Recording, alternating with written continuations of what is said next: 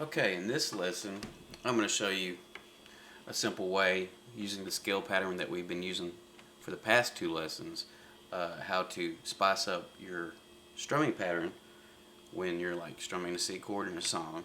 If you wanted to add a little bit of movement or a little bit of variety to just playing the C chord. And figure one is just if you just played the C chord, it would be, in this particular piece, it would be straight eighths. So a regular just old C chord playing straight eighths would sound like this.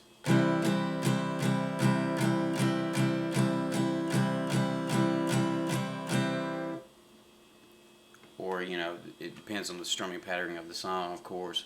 But if you wanted to spice it up a little bit, what we can do with, just an extra finger, we can, like, here I'm adding the third fret on the B string, the third fret on the high E string, and I'm using these two notes to kind of spice up the strumming progression. And in figure two you can see what I'm talking about.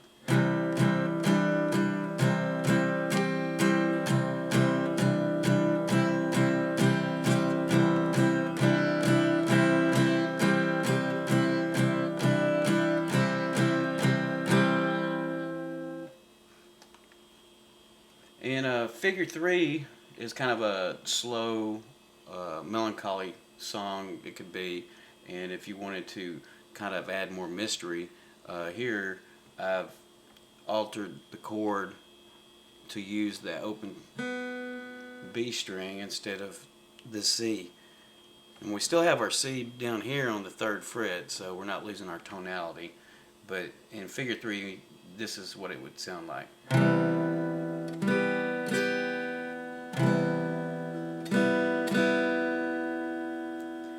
Now, if we just strum that particular progression out as just a regular C chord, there wouldn't be much change to it.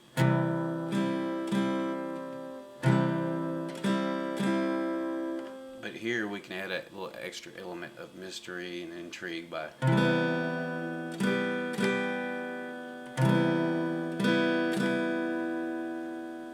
and all we're doing again is altering some of the notes from our chord and adding instead some of the other notes in the scale pattern. And figure four is kind of another example of something that you could do instead of just strumming regular C chord.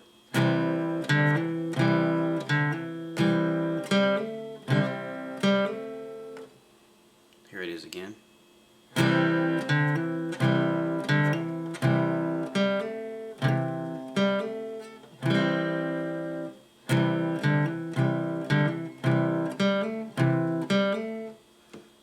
Kind of gives it a more of a riff type sound and gives it a lot more personality than just anything just by playing.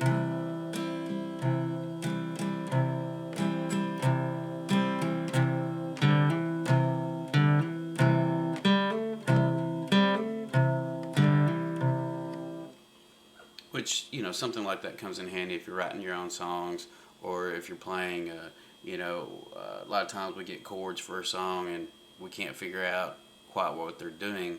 But a lot of times they'll be adding notes quite similar to what I'm showing you here. Tomorrow, in the next lesson, we'll talk about the names of some of these chords that we're creating when we alter that C. And as long as you keep that C kind of down there at the root and you don't mess up with your third, which is right there on the second fret, you're staying in the majors. But we'll talk about that again in the next lesson, and I hope you'll enjoy it.